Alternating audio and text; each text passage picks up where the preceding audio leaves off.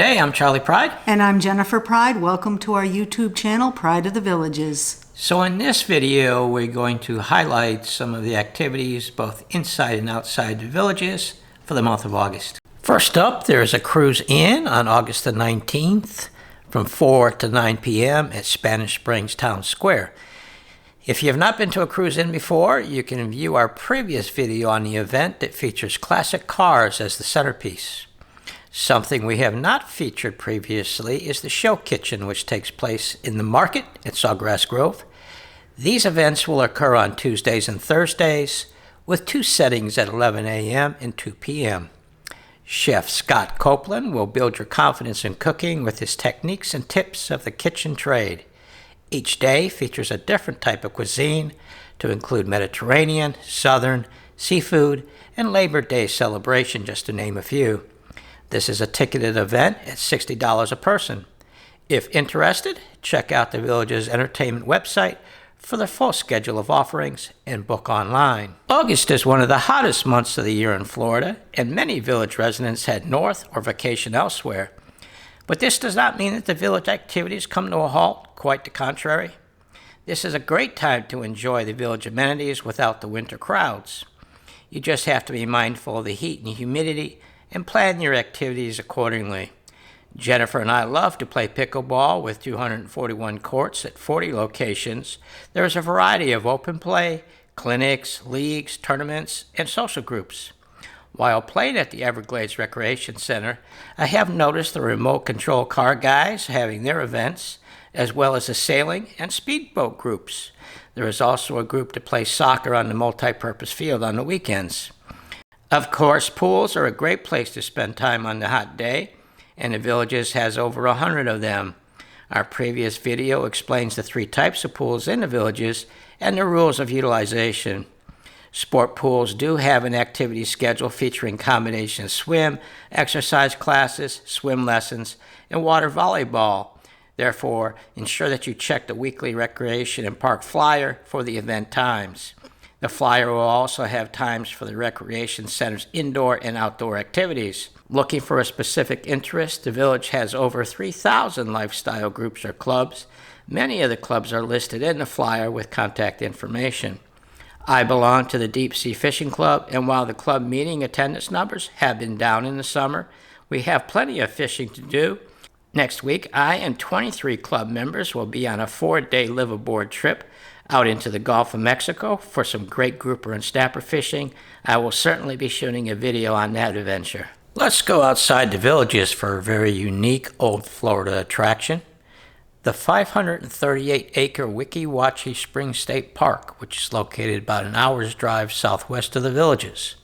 Since 1947, Weeki Wachee Springs has been dazzling visitors with its natural beauty and its mesmerizing mermaids who swim in its cool, crystal clear waters. This legendary enchanted spring is one of Florida's most popular roadside attractions. There are 4 activities in the park that we would like to highlight. First is the 400-seat submerged mermaid theater, where you will feel like you're inside the flowing spring itself, transported back to simpler times before the super theme parks. The show is a magical entrance into the mysterious blue underwater world of bubbles, turtles, and mermaids.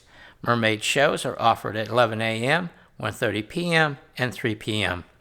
Seating is on a first-come, first-served basis. Theater doors open 30 minutes before showtime. You can also meet a mermaid after the show is finished.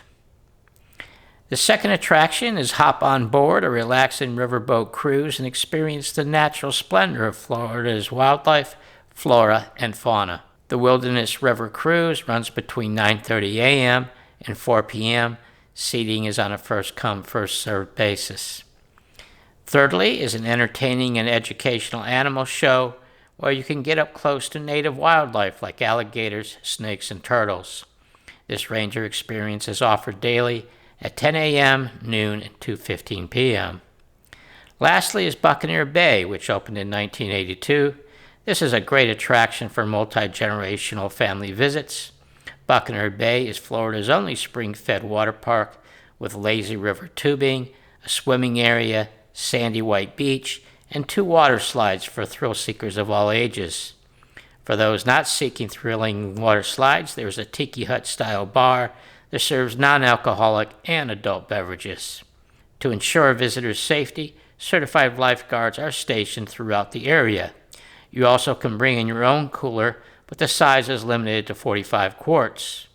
On weekends and during the summer, the park reaches capacity quickly, and some of Wachee Springs' activities are seasonal, so ensure you check out their website for the latest information. Looking for a weekend getaway in August? Our recommendation would be Amelia Island. Located just northeast of Jacksonville, is about a 3-hour drive from the villages. We visited Amelia Island last summer and pretty much had the island's activities to ourselves. This Florida barrier island, located on the border with Georgia, offers some outstanding wide sand beaches at Fort Clinch State Park, where we love to stroll, and Jen picked up shells. There is another beach further south at Little Talbot Island State Park that is famous for its driftwood formations, and you can get some great pictures as well. Fort Clinch State Park has a 19th century fort that is well worth exploring. A row of cannons pointing across the St. Mary's River into Georgia are a silent testimony to the strategic importance of Fort Clinch during the Civil War. Visitors can explore the fort's many rooms, galleries, and grounds.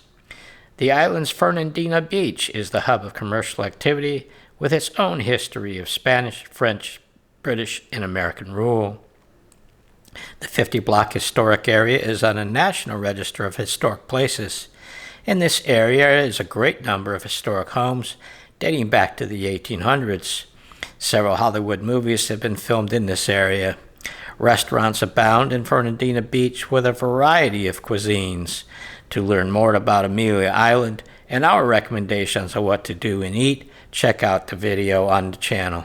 So that was just some of the activities, both inside and outside the villages, that we highlighted. Remember, it's going to be a warm month out there, and take appropriate precautions. And until the next video, we hope you have a great day. We'll see you then.